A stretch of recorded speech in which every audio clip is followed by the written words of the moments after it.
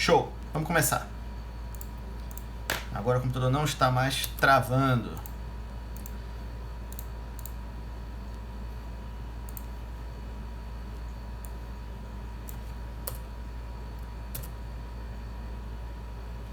O pessoal que está no Prof está vendo a nossa aulinha aí, né? O seu resumo de aula, correto? Então vamos lá, gente. Eu botei o Instagram junto, porque às vezes o pessoal não consegue entrar lá no Profs, né? Enfim. E aí eu vou fazer uma coisa conjunta aqui, o Instagram e o Profs aqui, né? Desculpem o atraso, probleminhas técnicos que acontecem, né? Então eu vou dar uma corridinha aí nesse início, tá? Gente, hoje eu me propus a dar uma aulinha sobre o governo Jango, governo João Goulart, que na verdade é o governo Jânio Jango, né? É o Janjan, porque eu não posso falar de João Goulart sem falar de Jânio Quadros. Não tem como. Tá todo mundo me ouvindo aí? Legal? Show. E eu acho que eu trouxe... Bom, primeiro porque eu gosto muito desse tema, né? Mas eu acho que eu trouxe também porque eu acho que ele é muito atual. Eu acho que ele dialoga com o momento brasileiro que a gente tá vivendo, né? Bom, então para falar um pouquinho de João Goulart, eu preciso lembrar algumas coisas, né, que a gente chama de antecedentes. Quem está no Prof está vendo a minha aulinha ali também, a parte teórica. E aí eu vou voltar, parece que eu vou voltar muito, mas vocês vão me entender. Eu vou falar muito rapidamente os antecedentes, porque não é o foco da aula. O foco da aula é eu chegar em João Goulart. Mas para falar de João Goulart, eu preciso voltar lá no Estado Novo, que é Getúlio Vargas, década de 40, né? Por que eu vou lembrar de Estado Novo? Primeiro eu vou lembrar só algumas coisas, né? Getúlio Vargas foi um presidente do Brasil. Eu fiz uma pausa dramática porque eu usei a palavra presidente, mas eu acho que alguns termos a gente tem que usar corretos, né? Getúlio Vargas foi um ditador brasileiro, né? Ele foi tão ditador que ele não deu um golpe só, né? Ele deu dois, né? Ele deu um primeiro golpe e depois deu um golpe nele mesmo, né? Porque ele gostava de golpe. Enfim. E Getúlio Vargas, ele é o pai político, vamos dizer assim, de João Goulart, né? João Goulart vai ser discípulo de Vargas. Então é importante a gente começar a aula falando um pouquinho, lembrando um pouquinho Vargas, né? Vargas, que é aquela figura altamente contraditória, que é aquela figura que ao mesmo tempo é adorado por conta da CLT, por conta das leis trabalhistas, por conta da Petrobras, por conta da Vale e etc.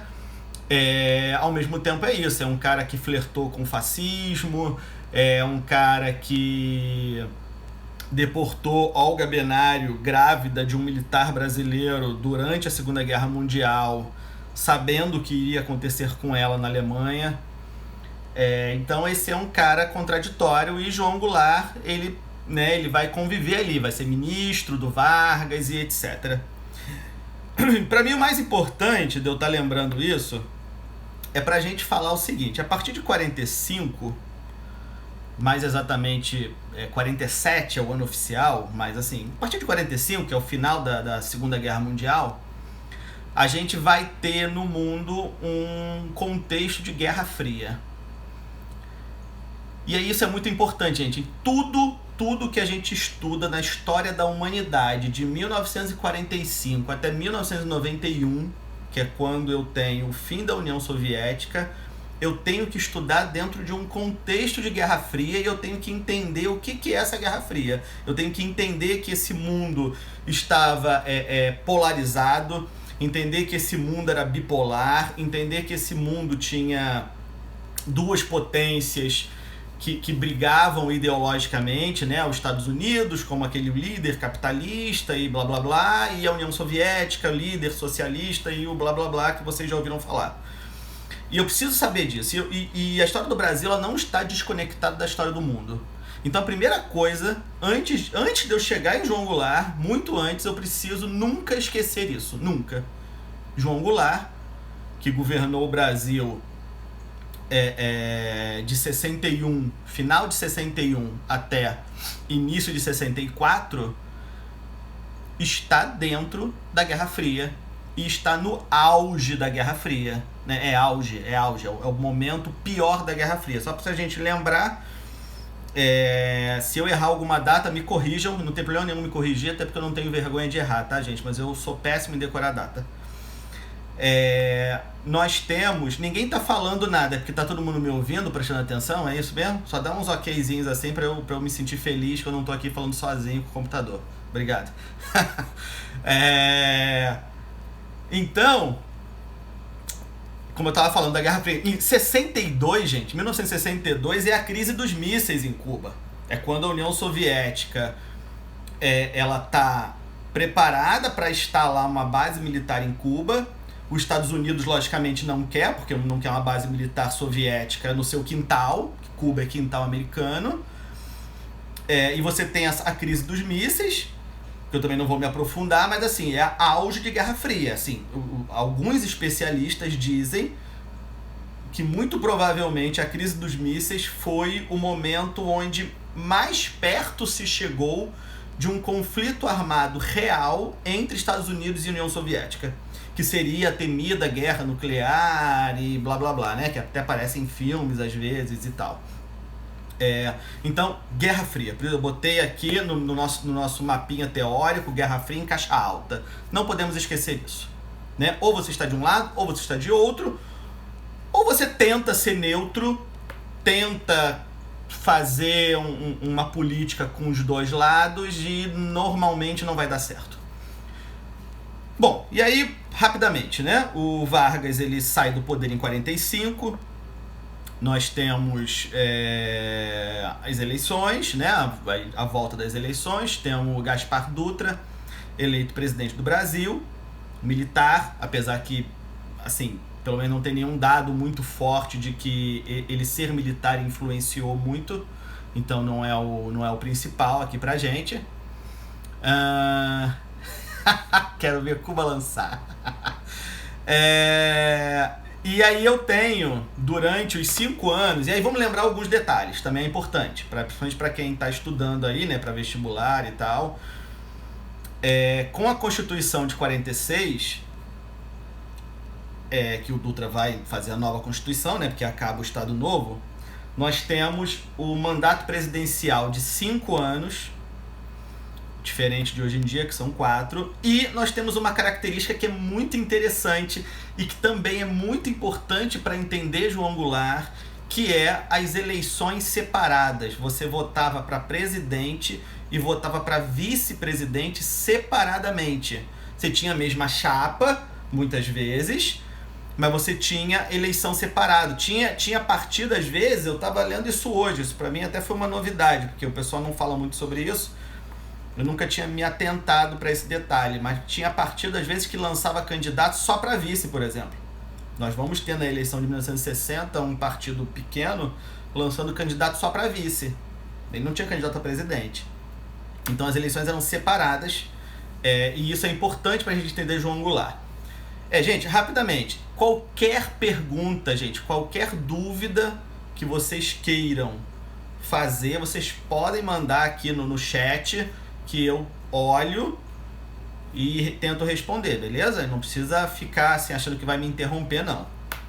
Bom, a gente tem o governo Dutra, temos o segundo governo Vargas, né? Durante os 5 anos do governo Dutra, o Vargas se... como é que eu posso dizer? Ele se articula nos bastidores da política e ele vai voltar de forma democrática, vai ser eleito pelo povo e vai ter um governo muito famoso, né? De 1950, de 51 a 55, né, mais ou menos, porque na verdade era um pouquinho diferente de hoje, né? O mandato ele começava em fevereiro ou março, se não me engano, e terminava em janeiro do último ano, enfim, então tinha uma diferençazinha aí. Isso não é importante. E o segundo governo Vargas é aquele governo muito famoso, né? O governo da Petrobras e o governo do suicídio, né? Que Vargas se suicida com um tiro no peito. E aí, o suicídio eu preciso falar muito rapidamente, porque Vargas sofreu uma série de acusações de corrupção. O governo Vargas sofreu uma série de acusações de corrupção. Você tem o atentado da Rua Toneleiro contra Carlos Lacerda, que era, na época, quer dizer, foi a vida inteira, né? Mas assim, naquela época, jornalista influente aqui no Rio de Janeiro. Lembrando que no segundo governo Vargas, a capital do Rio de Janeiro, a capital do Brasil ainda é o Rio de Janeiro. Você tem Carlos Lacerda, que era um dos principais líderes da UDN, da União Democrática Nacional, que era um partido de direita, que era o principal partido opositor ao Vargas. Iria até 55, mas ele suicidou em 54, exatamente. Mas até janeiro de 55, correto? E o presidente e o JK assumiu em fevereiro. Se não me engano é isso. Me corrige se eu estiver errado. E aí, o mandato seria, né, que eu tô dizendo, né? E aí, você tem já esse clima dessa coisa da corrupção, né, sobre o governo Vargas. Você tem o atentado contra o Carlos Lacerda, né, onde o segurança dele é morto e ele recebe um tiro na perna. Então isso tudo desestabiliza esse governo Vargas e ele tem um fim prematuro com o suicídio dele. E aí, gente, do suicídio do Vargas até a posse de Juscelino Kubitschek, a eleição e posse de Juscelino, você tem um clima altamente instável no Brasil, porque você tem uma articulação no Congresso da UDN, de partidos de oposição. Você tem o vice do Vargas, que tem que sair do governo porque está doente, assume o presidente da Câmara Federal, e o general de guerra, Marechal Henrique Lopes, ele retira o presidente do Congresso da presidência. Desculpa, eu tô falando 55, mas é 56, mas é isso mesmo, né? O mandato ia até janeiro de um ano e o outro começava em fevereiro. Então o governo JK ele assume no dia 31 de janeiro de 56, né? Exatamente, a eleição foi em 55, já nesse período conturbado aí que eu tô falando, porque Vargas já tinha se suicidado, e ele, como general de guerra, ele coloca na presidência o presidente do Senado. E aí você tem CPI, você tem uma confusão danada na história brasileira, provavelmente uma articulação de golpe sendo articulada. Você tem a eleição de JK em 55, nesse momento conturbado do Brasil, de Juscelino Kubitschek. Ele ganha as eleições, mas há aquela incerteza se ele vai assumir, se ele não vai assumir, articulações da oposição por trás, e o Marechal Henrique Lopes, ele faz, ele inclusive bota tanque na rua, tá? Ele dá um golpe que a gente chama de golpe preventivo, né? Ele denuncia uma articulação de golpe contra a sucessão, né, contra o JK assumir a presidência. E aí ele consegue, né, manter o presidente do Senado como presidente do Brasil, o JK assume. Então Juscelino Kubitschek, ele assume o Brasil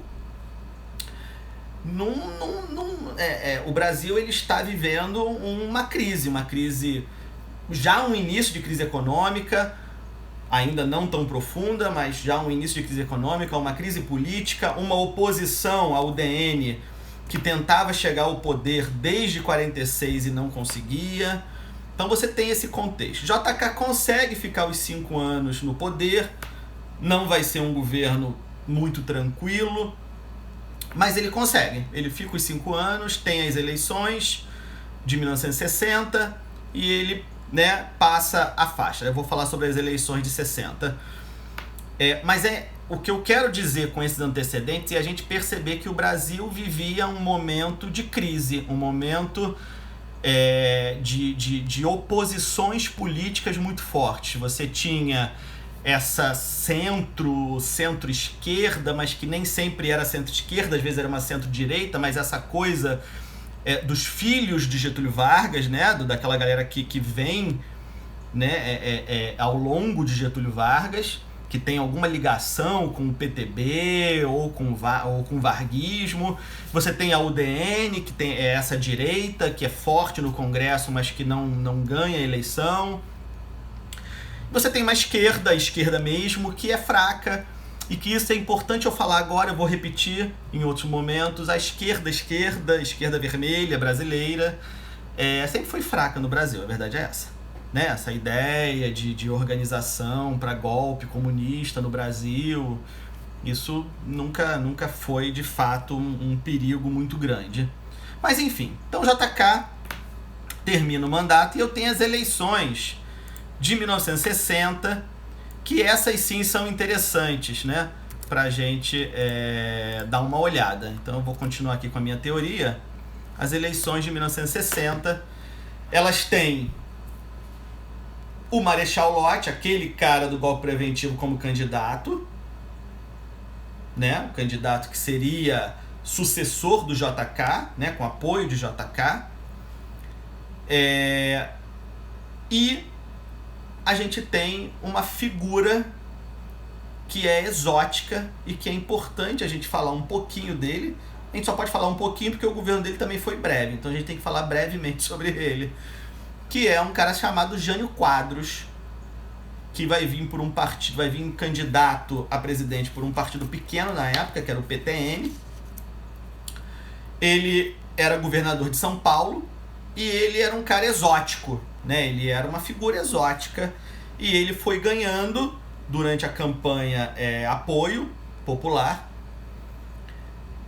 E ele era um cara que ele também era muito controverso e ele vai ser apoiado pela UDN. A UDN resolve não lançar candidato a presidente, porque já tinha perdido várias eleições, começa a ver o crescimento de Jânio e fala assim, vamos apoiar esse cara porque é uma possibilidade da gente entrar. Então a UDN lança candidato a vice-presidente, que era o vice-presidente da chapa do Jânio Quadros. Enquanto que o Marechal Lott, que era o sucessor de JK, tinha como vice o João Goulart, que já era vice de JK. Ele era vice de JK e estava se candidatando à reeleição.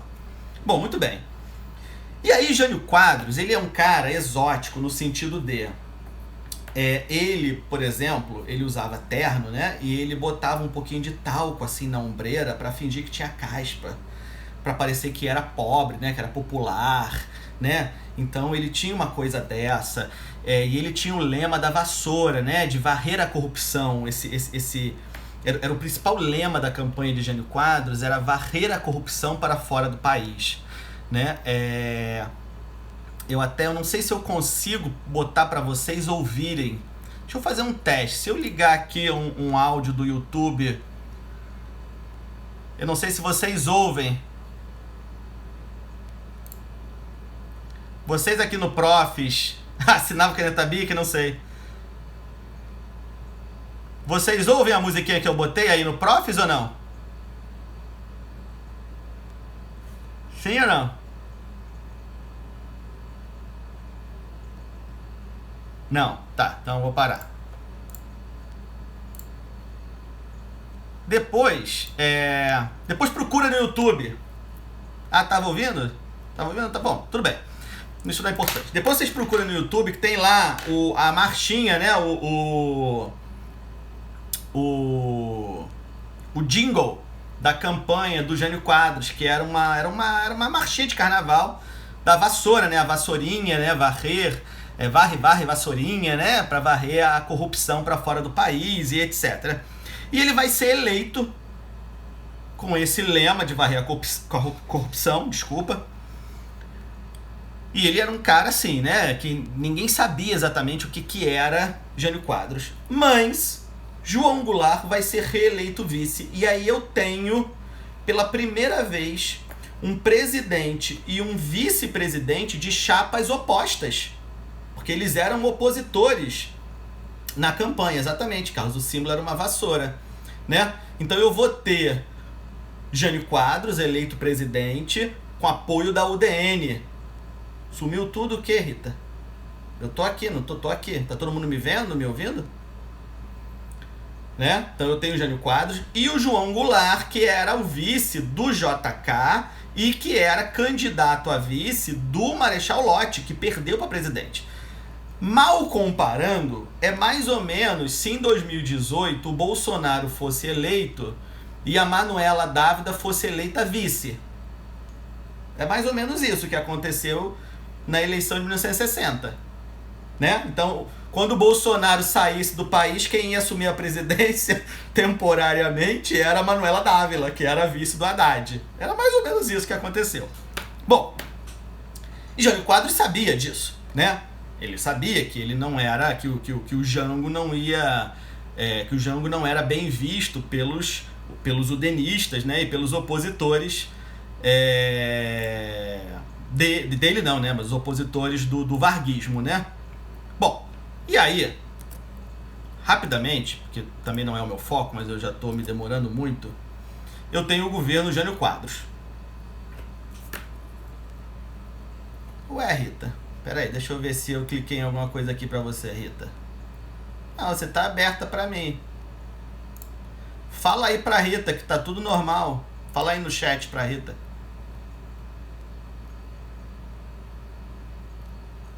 Pede pra ela sair e entrar de novo. Jânio Quadros, ele vai ter algumas coisas exóticas, né? Por exemplo, ele vai proibir rinhas de galo, corrida de cavalo e o uso de biquíni na televisão.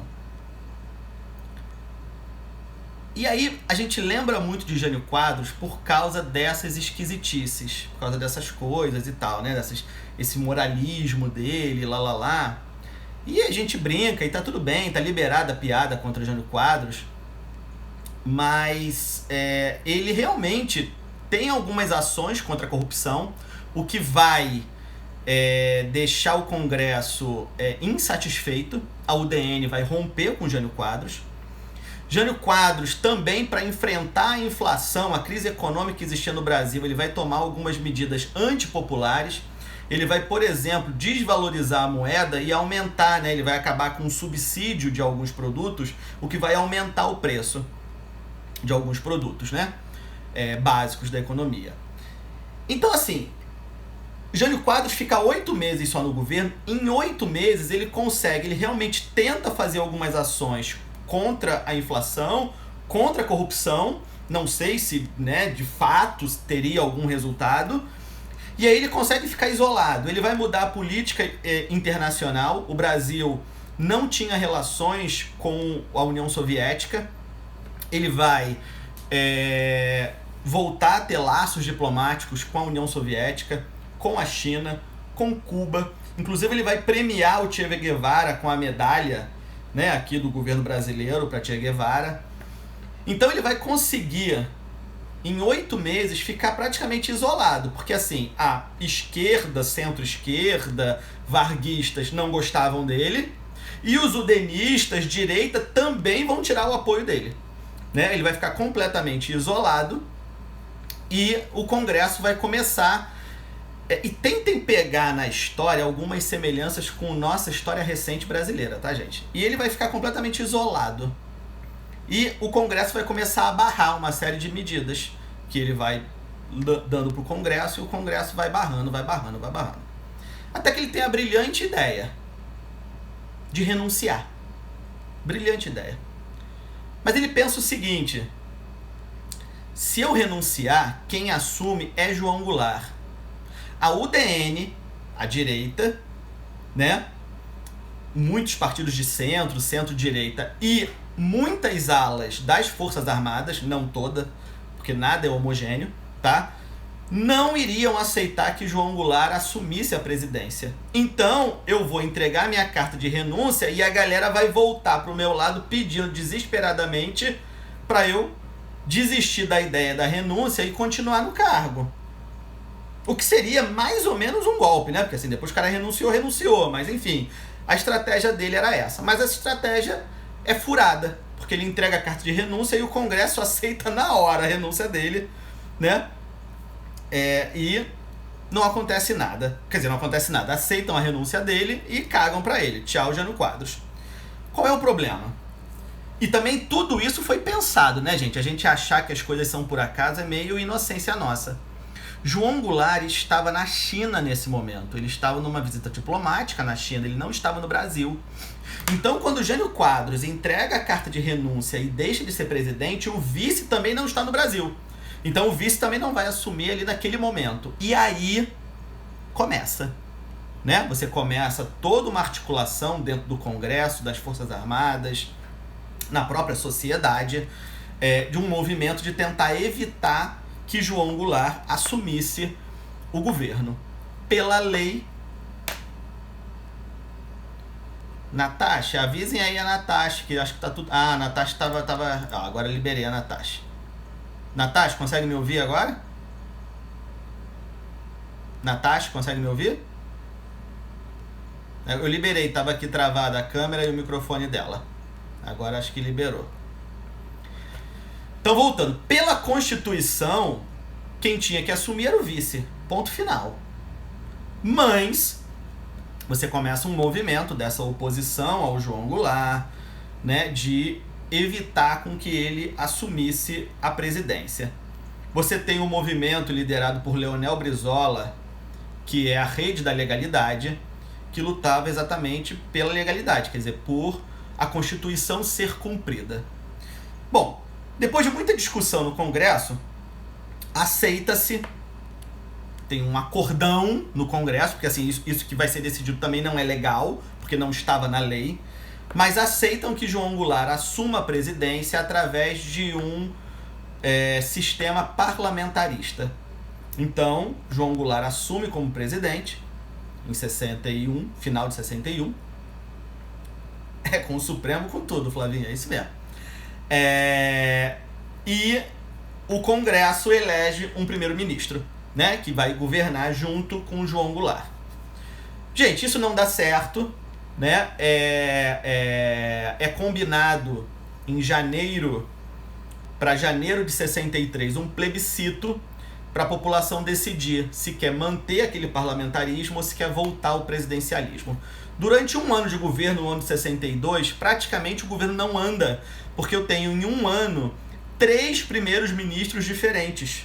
Porque os primeiros ministros não ficavam na cadeira, você tinha que eleger outro.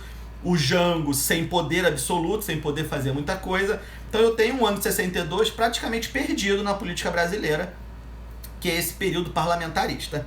Até que em janeiro de 63 a população vota no plebiscito e escolhe continuar com o presidencialismo. E aí sim, a partir de janeiro de 63, um ano e 3 meses antes do golpe, né, João Goulart assume como presidente. Então ele vai governar o Brasil durante 15 meses.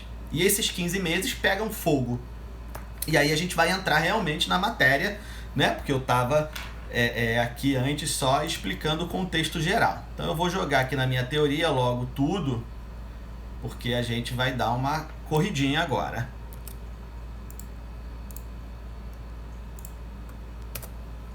Tá aí para vocês. Bom, então o governo João Goulart ele começa com um plano trienal. O plano trienal é um plano econômico para tentar resolver essa crise econômica que o Brasil passava. Então o Brasil... Outro detalhe de 63, 64, o Brasil está em crise econômica e essa crise ela vai piorar. Plano trienal, que ele é elaborado por Celso Furtado, um economista, Celso Furtado, e a ideia era exatamente essa, segurar a inflação, e você tinha, né, o combate à inflação, e você tinha uma ideia de estímulo à industrialização brasileira. Então a ideia, mais ou menos, era tentar fazer com que o Brasil, aos poucos, diminuísse a importação de produtos industrializados, externos, né, do exterior, e investisse na industrialização nacional. A ideia, na teoria, era boa, mas na prática ela não funciona, né? E aí ele vai propor algumas outras coisas que vão deixar a elite brasileira de olho aberta, que é, por exemplo, liquidar latifúndios improdutivos. Isso é uma discussão até hoje, que é a nossa famosa reforma agrária. Inclusive, eu tenho um colega, enfim, né, assistindo, que entende bem desse assunto de reforma agrária. Você tem uma política de nacionalização das refinarias, refinarias essas, muitas que eram estrangeiras, então você tem essa elite, você tem essa política estrangeira de olho, né, em cima desse governo João Goulart, e essa tentativa de combater a inflação. Gente, só resumindo, porque a gente não pode fazer o passo a passo do ano de 63 até chegar em 64, só para vocês terem uma ideia que o plano trienal não dá certo. A inflação no Brasil no ano de 63, ao final de 63, é quase, se não me engano, de 98%. Isso quer dizer, os preços dos produtos dobram, né? Que é isso, 100% de inflação, dobrou o preço. Então, as medidas, elas do plano trienal, elas não fazem efeito, né? Quer dizer, não funcionam. E João Goulart, ele continua, né? Ele insiste no plano trienal, o plano trienal não está dando certo, isso ao longo do ano de 63, né? Até chegar em 64. E aí ele começa também nesse processo de ficar isolado, porque o custo de vida da população está piorando, né? O pobre está ganhando e não está tendo condições de compra, não está tendo, né, opção de compra e tal. Então essa esquerda, né, começa a ficar contra João Goulart. Você tem um movimento cobrando reforma agrária muito forte em cima de João Goulart. E você tem, por outro lado, os udenistas, né, a direita do país, nessa briga contra essa questão de liquidar latifúndio, de nacionalizar refinaria e etc. Então ele começa a ficar isolado e ele começa a tentar governar através de medida provisória. Ele começa a emitir um monte de medida provisória, governar, o Congresso começa como é que se diz, a suspender as medidas. E você tem uma briga de executivo e legislativo, desculpa, judiciário não, e legislativo, né? Então a briga está formada. Então você tem elite brasileira desesperada com ações que João Goulart prometia fazer. Você tem a população mais pobre doendo no bolso, então com dificuldade, né, de ter a vida. E, de novo, vamos voltar ao início da aula, a gente não pode esquecer, nós estamos na Guerra Fria, A Guerra Fria é polarização, então eu tenho essa população que começa, ao longo de 63 até chegar no início de 64, se polarizando entre direita e esquerda. E o João Goulart no meio, sem saber se ele era direita, se ele era esquerda, e a população nas ruas, manifestações e etc., com essa cara, né, muito característica de direita ou de esquerda. Eu sou de direita, eu sou de esquerda, eu defendo A, eu defendo B. Nada muito parecido. O vídeo parou para outros também ou só para Alexandre?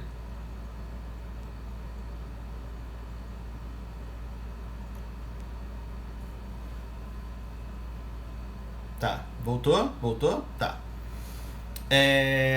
Então você tem essa polarização que a gente vive hoje, né, gente? Assim, eu acho que é legal falar de João Goulart pra gente tentar ver que a gente tem algumas coisas parecidas. A nossa sociedade hoje, no mínimo desde 2013, que quando a gente teve aquelas grandes manifestações, né, a sociedade ela se polarizou, né, em direita e esquerda. A gente viu tanto as eleições de 2014 como as últimas eleições de 2018 muito polarizadas. E mais ou menos esse era o quadro no final de 63 e início de 64, né? E aí, gente, João Goulart, ele fica isolado, com a corda no pescoço, e ele precisa abraçar um dos dois grupos para continuar governando. Não tem jeito, né? Ele precisa fazer alguma coisa para ele governar. E aí ele vai abraçar alguns setores da esquerda, da centro-esquerda, e vai lançar as reformas de base, né, para tentar salvar um governo que estava em frangalhos, um país que estava em crise, não só vivendo uma crise econômica muito grave, mas como já estava vivendo uma crise política, fato. E aí ele vai lançar as reformas de base, que basicamente eram 5 reformas. A reforma agrária, que a gente já vinha falando e que é um assunto na história do Brasil recorrente de muitos e muitos anos, e até hoje a gente discute reforma agrária e parece que essa discussão não vai acabar nunca. Uma reforma eleitoral, uma reforma educacional, uma reforma tributária, quer dizer, uma reforma de impostos, né? E uma reforma urbana. E aí, gente, para ele lançar, e aí a gente vai entrando aí na reta final do processo de João Goulart, para ele lançar as reformas de base, ele convoca um comício na Central do Brasil, aqui no Rio de Janeiro. E vamos lembrar que a Central do Brasil, ela fica do lado da sede do Exército Brasileiro, que é o Palácio Duque de Caxias. E nesse comício, é um comício grande, né? Vou, Rita, vou. Posso passar para vocês depois, sem problema, tá bom? Se ela não estiver me ouvindo, alguém escreve aí para ela o que eu falei agora, que eu passo o conteúdo depois. Ele convoca o comício, né, o famoso comício da Central do Brasil, para anunciar. Só que um comício, gente, um comício é um espaço onde várias pessoas falam. Não é só o presidente. Se fosse só João Goulart chegar lá e falar das reformas de base, tava bom. Só que o comício é um negócio, meu irmão, que você tem milhares de políticos subindo no palanque, falando o que querem, né? E por aí vai. E aí, gente, sobe um monte de gente no palanque para falar um monte de coisa. O Brizola é um deles, mas não é o único. E aí, gente, a gente tem aquela esquerda inflamada, porque a esquerda é muito boa na hora de usar o microfone. E aí eles falam uma série de impropérios contra o Exército, contra o DN, contra tudo, né? E lembrando, o comício está acontecendo do lado da sede do Exército Brasileiro. É lógico que o Exército estava de olho, as Forças Armadas, de uma forma geral, né, estavam de olho nesse comício. Esse comício é muito inflamado, João Goulart fala e lança as reformas de base. As reformas de base por si só já iam assustar parte da elite brasileira, mas você tem esse movimento do João Goulart se aproximar dessa esquerda ou dessa centro-esquerda, né, como a gente quiser entender, né? E aí você tem a direita respondendo, né? Começa a se marcar uma série de manifestações na rua contra o governo João Goulart e contra as reformas de base. Antes de abril de 64, só acontece uma, que é a famosa Marcha pela Família, com Deus e pela Liberdade, que acontece em São Paulo, uma grande manifestação popular de pessoas contrárias ao governo João Goulart e contrárias às reformas de base. Essa marcha, ela acontece em São Paulo praticamente uma semana depois do comício da Central do Brasil. O comício é no dia 13 de março e a marcha é no dia 19 de março. E essa cronologia é importante, que o golpe ele vai se consolidar no dia 1º de abril. Bom,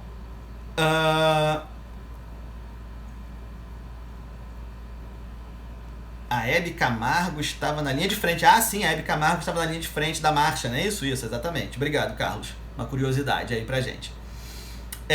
E aí, gente, o Jango era pressionado. O Jango começa a ser pressionado, que já estava sendo, né? Pelos políticos, agora pela alta cúpula militar, por industriais, por proprietários rurais, por essa esquerda, quer dizer, a esquerda que quer que ele faça aquilo que ele prometeu, e a elite brasileira, o alto comando militar que quer que ele retire, que ele mude, etc.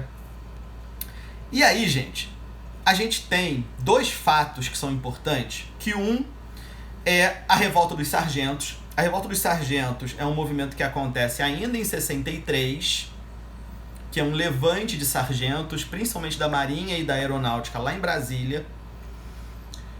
E esses líderes do movimento são presos e ficam esperando a punição, né? Você tem aí uma questão, não vou me aprofundar nem em Revolta dos Sargentos, nem no Motim dos Marinheiros. O Motim dos Marinheiros eu vou tentar falar, Carlos. O Motim dos Marinheiros acontece já em 64, acontece ali naqueles dias, que é um levante de marinheiros contra os seus oficiais. Eu posso errar agora o que eu vou falar, porque eu não tenho certeza, mas acho que tem envolvido questão de salário, alguma coisa assim. Os líderes também são presos, e aí, no dia, não sei se é no dia 30, deixa eu ver aqui, no dia 30 de março, exatamente. Voltou? No dia 30 de março, João Goulart ele é convidado para um jantar no Automóvel Clube aqui do Rio de Janeiro, com a alta cúpula militar. É engraçado que quando a gente fala de golpe, a gente fala muito pouco sobre esse jantar do dia 30 de março. E esse jantar do dia 30 de março, para mim, ele é a cereja do bolo. Ele já tem um problemão. E provavelmente o golpe iria acontecer. Mas o dia 30 de março, ele é fundamental. Porque João Goulart, como presidente, ele é convidado para esse jantar com a alta cúpula militares, com generais, capitães, marechais, etc., no Automóvel Clube aqui no Rio de Janeiro. Ele vem para cá e durante esse jantar ele vai falar, né, porque ele é presidente, vai ter um momento lá do jantar que ele vai falar aos militares, e ele é questionado. E aí, João? E ele é questionado sobre as punições aos sargentos e aos marinheiros. O que ele autorizava a fazer, o que ele iria fazer para punir essa insubordinação. E ele se vira para essa alta cúpula militar e diz que não vai fazer nada, porque ele concorda com as reivindicações dos sargentos e dos marinheiros. E ele fala isso na cara dos generais, né? Dos marechais e etc. Então isso faz com que essa cúpula militar, principalmente a cúpula que era já contrária a ele, né, se revolte ainda mais dentro desse tudo. Então eu tenho, né, botando aí o resumo da ópera, eu tenho João Goulart, que representa um varguismo, porque ele era, né, filho político de Vargas. Eu tenho no Brasil uma grave crise econômica onde o governo João Goulart não consegue resolver. Isso é importante a gente entender isso. A gente tem no Brasil uma crise política que João Goulart também não consegue resolver, também não consegue se articular politicamente. A gente tem ele na reta final abraçando algumas pautas que agradavam a esquerda, mas a gente está vivendo um momento de polarização, né? Exatamente, Gustavo, exatamente. É a quebra de hierarquia, né? Quando ele, né, só para deixar claro se alguém não entendeu, quando ele diz que ele não vai punir sargentos e marinheiros, ele está indo contra uma hierarquia militar que é muito importante. Para quem aqui é militar, ou tem parente, ou tem amigos militares, a questão da hierarquia nas Forças Armadas é muito importante. Independente de concordar ou discordar, ela é importante, né? Então, voltando. Então, eu tenho um mundo que está polarizado, eu tenho uma população que está polarizada, direita e esquerda, né? Então eu tenho todos esses fatores dentro desse panelão, dessa sopa de letrinhas, para acontecer o golpe. No dia 31 de março, o golpe ele começa a ser articulado. Existe um documentário, se alguém souber pode postar aí o nome, que eu não me lembro, mas tem um documentário muito bom que fala exatamente sobre esse dia 31 de março, que é um passo a passo, né? Porque João Goulart, ele tá no Rio de Janeiro, ele não tá em Brasília. E desculpa, gente. E ele é avisado do golpe, né? Ele é avisado de que tropas estão saindo, se não me engano, de São Paulo, estão saindo de algum lugar, não sei, Brasília, não me lembro agora os locais, em direção a Brasília, né? E ao Rio de Janeiro, porque ele estava aqui no Rio de Janeiro. E militares que apoiavam João Goulart ligam para João Goulart e falam assim: olha, nós temos grupo em Minas Gerais pronto para conter o golpe. Só que diz esse documentário de que ele recebe a notícia também que existem navios do exército americano próximo da Baía de Guanabara. E aí a gente não sabe exatamente, certo, se foi por medo, se foi por, sei lá por quê. João Goulart ele não autoriza que o exército saia em defesa do governo. Ele viaja para o Rio Grande do Sul, onde ele tinha fazenda, ele era fazendeiro do Rio Grande do Sul. O golpe ele é consumado, o presidente do Congresso declara a cadeira da presidência vaga de forma ilegal, porque o presidente estava no Brasil, ele não estava em Brasília, mas estava no Brasil, então a cadeira da presidência não estava vaga. Mas ele aceita, né? Aparentemente ele aceita, depois ele vai ser exilado e vai morrer no Uruguai. Bom, gente, então eu acho que é isso, falta 1 minuto. Eu não sei se quando zerar vai cair aqui a minha transmissão no Profs, mas eu tô aqui no Instagram, né, para dar uma finalizada com mais calma. Para mim, o importante do João Goulart é a gente entender esse contexto, porque às vezes fica parecendo que era uma coisa simplista, né? Os militares queriam dar um golpe, tinham apoio da direita e foram lá e deram um golpe. Não foi assim, né? A gente tinha um Brasil altamente conturbado na época, uma crise econômica, uma crise política, uma crise social. Nós tínhamos, de fato, boa parte da população apoiando esse golpe, porque estavam contra o governo, sem observar a lei de impeachment, que é de 1950, correto.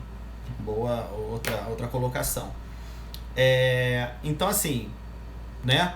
Você tem população apoiando, você tem a marcha pela família, ela acontece, é uma só que acontece antes do golpe, mas você tem várias outras, tem mais de 10 outras marchas que já estavam marcadas, acontecem depois do golpe, o golpe já está consumado, e que são para comemorar. Você tem comemoração pelo Brasil, gente, dos militares terem tirado o João Goulart do poder. Você tem boa parte da mídia apoiando, inclusive tem a capa, todo 1º de abril eu compartilho a capa do jornal O Globo comemorando, né, de que o golpe vai proteger a democracia brasileira, né? Infelizmente, assim, eles tentam comemorar o golpe no dia 31 de março porque é piada pronta comemorar o golpe dia 1º de abril, né? Porque é dia da mentira e foi uma mentira que durou 21 anos. Eles dão um golpe com um discurso de retomar. Opa, eu tenho 10 minutos extras, hein? Ganhei 10 minutos extras. De retomar a democracia brasileira, quer dizer, eles acusam o governo João Goulart de ser o responsável por conturbar a política brasileira. Eles dão o golpe com o discurso de promover, né, um retorno à democracia. E eles cumprem a palavra deles, só que eles são meio lentos, demora 21 anos para isso acontecer, né? Enfim. Então eu acho que é isso, assim, eu acho que é legal, agora já que eu ganhei 10 minutos extras aqui, é legal a gente pensar como tem algumas... Assim, eu sou contra esse discurso, já falei isso em outras lives minhas, eu sou contra esse discurso de história cíclica, eu não acredito nisso, né? Para mim, obrigado, Misha.